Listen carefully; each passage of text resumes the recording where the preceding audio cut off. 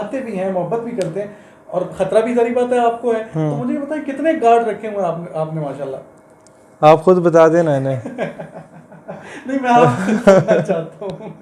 میرے پاس کوئی security guard نہیں ہے. کسی نے حملہ کرنا ہے مجھ پہ, you are more than welcome. جب تک میرے رب نے مجھے بچانا ہے وہ بچائے گا مجھے. اور اگر کسی تصویر میں آپ نے سیکیورٹی گارڈ دیکھے بھی ہیں میرے ساتھ, تو وہ کسی جگہ پہ میں خطاب شتاب کرنے گیا ہوں تو لوکل انتظامیہ نے مجھے سیکیورٹی دے دی ہو تو دے دی ہو. نہ میرے پاس کوئی اس طرح کی بہت بڑی گاڑی ہے. 2008 ماڈل کی گاڑی ہے میرے پاس, اور وہ بھی اس کا انجن سارا ٹوٹ ٹاٹ گیا تھا ایکسیڈنٹ میں. تیسری بات, میرے دونوں پاؤں میں اور بائیں بازو میں راڈز اور نیلز اور پلیٹس ہیں. 140 کی سپیڈ میں میری گاڑی لگی تھی اور مرتے مرتے میں بچا تھا. یہ 2014 کی بات ہے. اس کے باوجود میں الحمدللہ جب چلتا ہوں تو یہ بڑے بڑے لبرل مافیا کے دھوئیں نکل جاتے ہیں.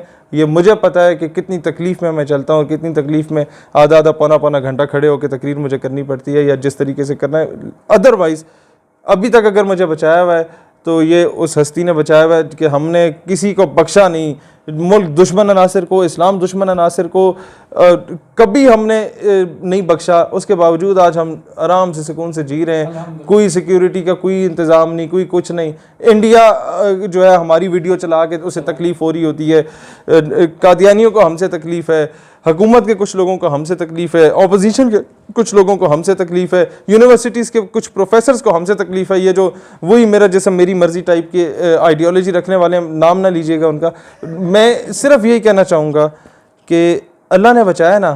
یہ ایک جو لوگ ہمیں سن رہے ہیں ہمارے نظریاتی فالوورز سمجھیں یا ہمارے نظریاتی دوست سمجھیں, ہمارے نظریاتی پیر بھائی سمجھیں, ایسے نظریے میں دوستو, اگر آپ لوگ یہ دیکھ لیتے ہو کہ میں نے سارا کچھ کرنے کے باوجود without having any sort of security میں زندہ ہوں نا, لہٰذا تمہیں بھی کام کرنے سے گھبرانا نہیں چاہیے کہ پتہ نہیں 6 گارڈ آئیں گے تو میں کام کروں گا, پتہ نہیں ایس ایچ او کی کہے گا.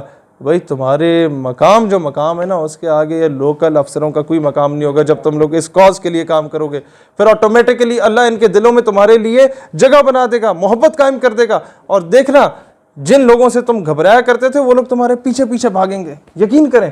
مجھے ابھی بھی یاد ہے, میں میٹرک میں تھا نا, تو 8ویں 9ویں میں نے تھوڑا تقریریں کرنا سیکھا. میٹرک میں تھا تو وہی گلے میں بوتل لٹکائی ہوتی تھی, وہ ممی ڈیڈی بچوں کی طرح, اور ریڈی والا بیگ لے کے آ رہا تھا اے پی ایس آرڈننس میں. تو میرے ساتھ والا ایک سیکشن ہوتا ہے, وہاں 3-4 صحیح دبنگ بدماش ٹائپ کے بچے ہوتے تھے. میرا دل ہوتا تھا ان سے جا کے سلام کروں, ان سے دوستی کروں. وہ لفٹ نہیں کراتے تھے اس وقت نا. میں نے کہا یار یہ عجیب سی بات ہے, ظاہر ہے اپنے ٹشن میں ہوتے تھے بچے. تو اس کے کوئی 6 مہینے بعد میں نے میٹرک کمپلیٹ جب کی اور فرسٹ ایئر میں گیا, میں نے ریلی کا اناؤنس کر دیا کہ جناب اب ہم نے کرنا ہے ایف جی سید کالج میں.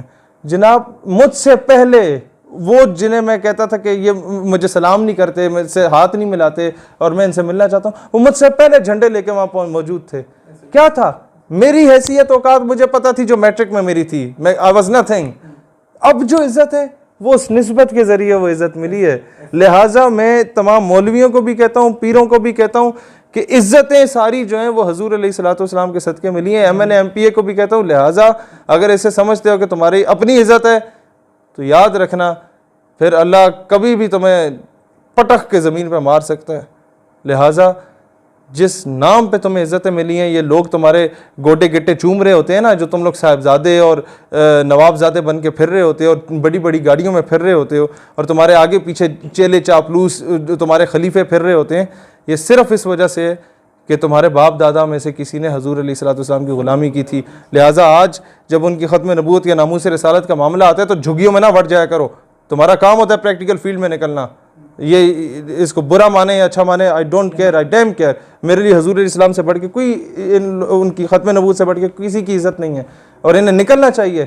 یہ ان کے مرید ان کے پیچھے جھلے پاگل ہوئے ہوئے ہوتے ہیں, پوری سندھ سے ٹرینیں بھر کے آ رہی ہوتی ہیں ملتان میں, اور ایسے موقعوں پہ یہ لوگ ڈھگے بن کے خاموش بیٹھے ہوتے ہیں. ہم نے خود وٹنس کیا ہے, وٹنس کیا سر. میں پاکستان کا کون سا پیر ہے جسے نہیں جانتا, یا مولوی ہے جسے نہیں جانتا. جو کام کرتا ہے ہم اس کی قدر کرتے ہیں, چاہے وہ کسی بھی امیر ہو غریب ہو, کوئی بھی, ہم اس کے گٹوں میں بیٹھتے ہیں جو کام کرنے والا آدمی ہے. میں فقط خاک ہوں مگر نام محمد سے نسبت, بس یہ رشتہ ہے جو میری اوقات بدل دیتے. واہ.